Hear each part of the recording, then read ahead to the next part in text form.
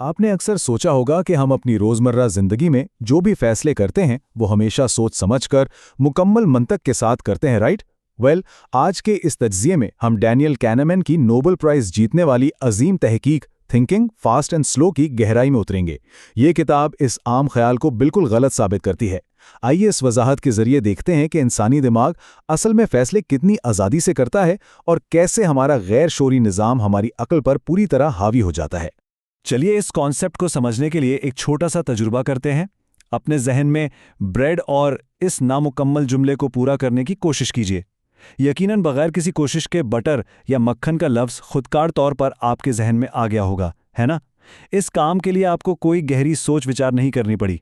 ये एक बेहतरीन मिसाल है जो साबित करती है कि इंसानी दिमाग में एक ऐसा निज़ाम मौजूद है जो इंतहाई तेज़, ऑटोमेटिक और बगैर किसी एफर्ट के काम करता है।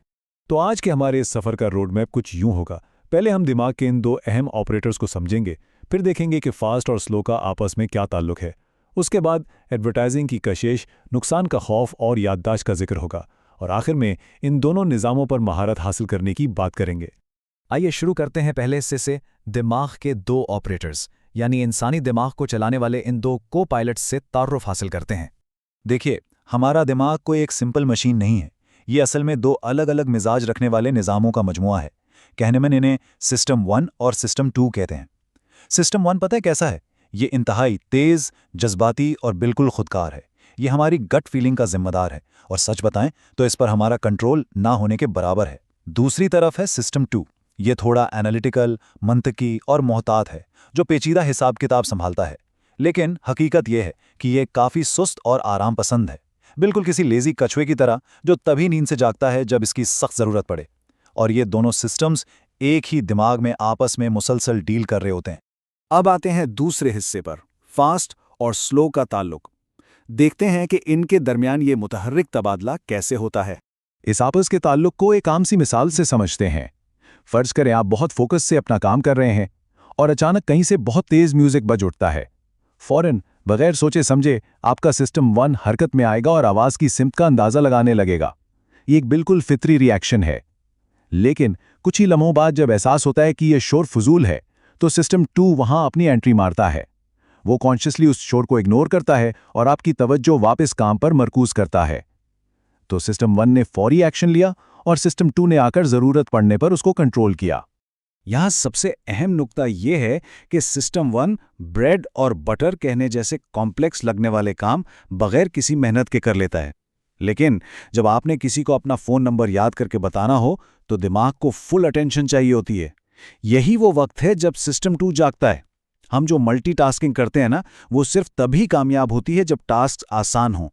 जब कोई मुश्किल कैलकुलेशन करनी हो या कहीं डैमेज कंट्रोल करना हो तो इस लेजी सिस्टम 2 को लाजमी बेदार होना पड़ता है।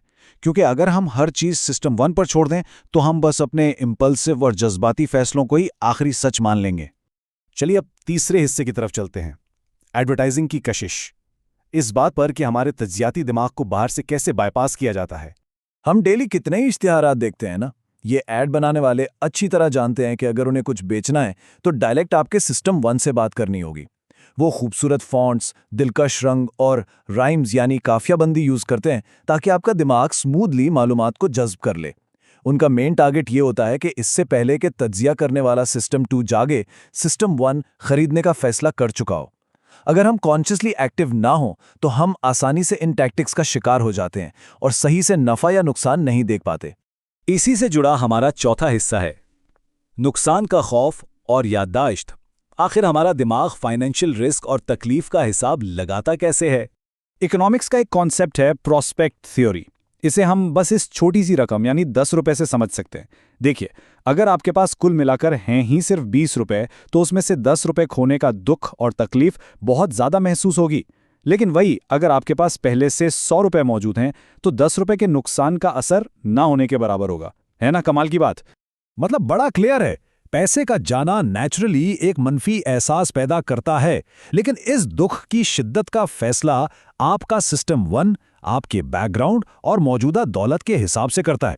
लाखों रुपए हों तो चंद हजार का नुकसान इजीली बर्दाश्त हो जाता है, पर सरमाया ही थोड़ा हो तो छोटा सा नुकसान भी जानलेवा लगता है। इससे साबित होता है कि हमारे रिएक्शंस सिचुएशंस पर डिपेंड करते हैं, एब्सोल्यूट नहीं होते। अब जरा इस टाइमलाइन को देखिए और एक पिकनिक को इमेजिन कीजिए। सुबह 10 बजे से लेकर दोपहर तक सब कुछ परफेक्ट रहा, बहुत खुशगवार वक्त गुजरा। लेकिन शाम 5 बजे अचानक गाड़ी का टायर फ्लैट हो जाता है और गाड़ी को धक्का लगाना पड़ता है। हैरत की बात यह है कि पूरे दिन की इतनी लंबी खुशी उस आखिरी लम्हे की छोटी सी तकलीफ पर हावी नहीं हो पाती। दिमाग जब भी इस ट्रिप को याद करेगा, वो इस आखिरी मनफी एहसास को ही पूरे दिन की समरी मान लेगा। ऐसा क्यों होता है? क्योंकि हमारा दिमाग इस बात को बिल्कुल इंपॉर्टेंस नहीं देता कि कोई एक्सपीरियंस कितनी देर चला। वो सिर्फ इन इंटेंस फीलिंग्स को याद रखता है।